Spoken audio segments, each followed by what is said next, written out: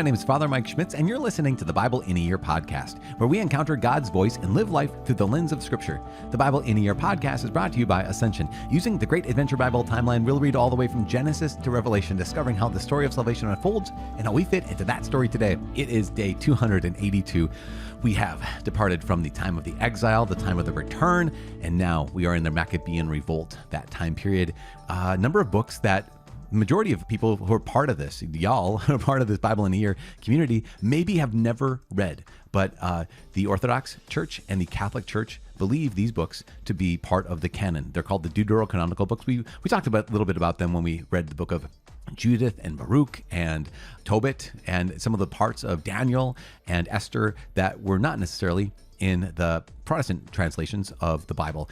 And so here we are. We have these books that are just really incredible. They are inspired, again, considered inspired from the very beginning of Christianity. I mean, it worked out.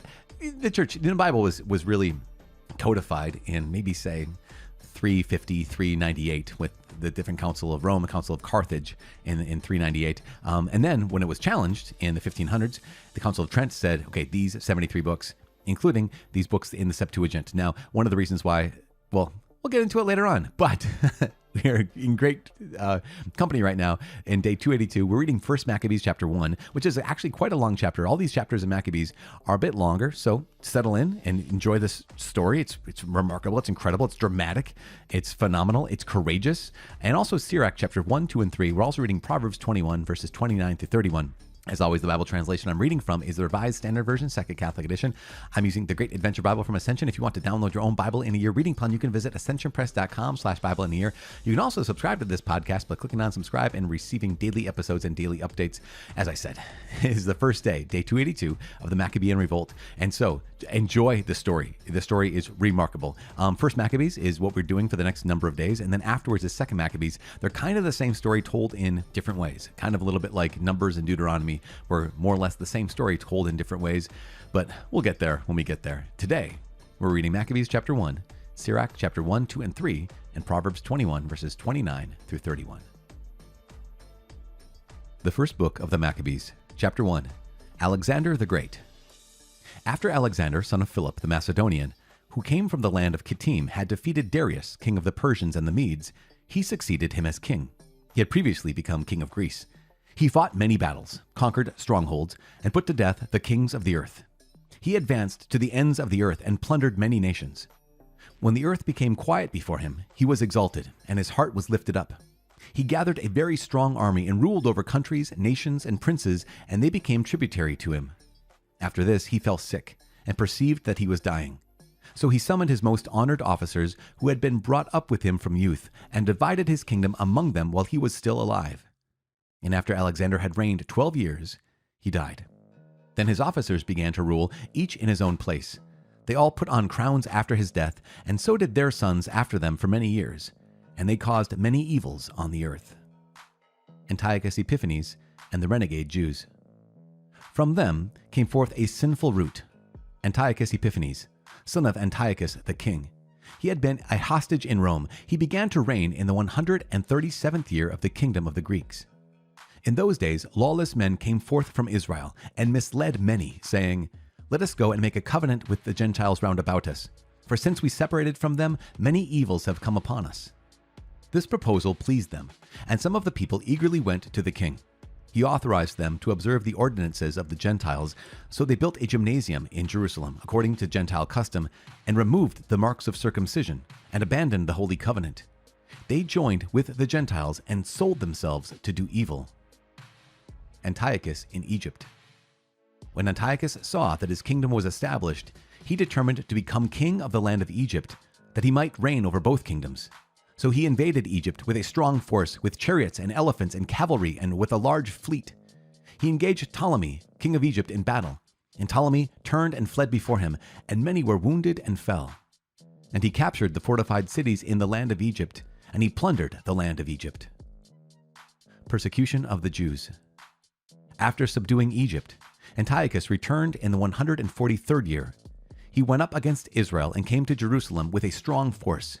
He arrogantly entered the sanctuary and took the golden altar, the lampstand for the light, and all its utensils. He took also the table for the bread of the presence, the cups for drink offerings, the bowls, the golden censers, the curtain, the crowns, and the golden decoration on the front of the temple. He stripped it all off. He took the silver and the gold, and the costly vessels. He took also the hidden treasures which he found. Taking them all, he departed to his own land. He committed deeds of murder, and spoke with great arrogance.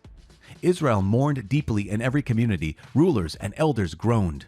Maidens and young men became faint. The beauty of women faded. Every bridegroom took up the lament. She who sat in the bridal chamber was mourning. Even the land shook for its inhabitants, and all the house of Jacob was clothed with shame. Occupation of Jerusalem. 2 years later, the king sent to the cities of Judah a chief collector of tribute, and he came to Jerusalem with a large force. Deceitfully, he spoke peaceable words to them, and they believed him. But he suddenly fell upon the city, dealt it a severe blow, and destroyed many people of Israel. He plundered the city, burned it with fire, and tore down its houses and its surrounding walls. And they took captive the women and children, and seized the cattle. Then they fortified the city of David with a great strong wall and strong towers, and it became their citadel. And he stationed there a sinful people, lawless men. These strengthened their position. They stored up arms and food, and collecting the spoils of Jerusalem, they stored them there, and became a great snare. It became an ambush against the sanctuary, an evil adversary of Israel continually. On every side of the sanctuary, they shed innocent blood. They even defiled the sanctuary. Because of them, the residents of Jerusalem fled. She became a dwelling of strangers. She became strange to her offspring, and her children forsook her. Her sanctuary became desolate as a desert.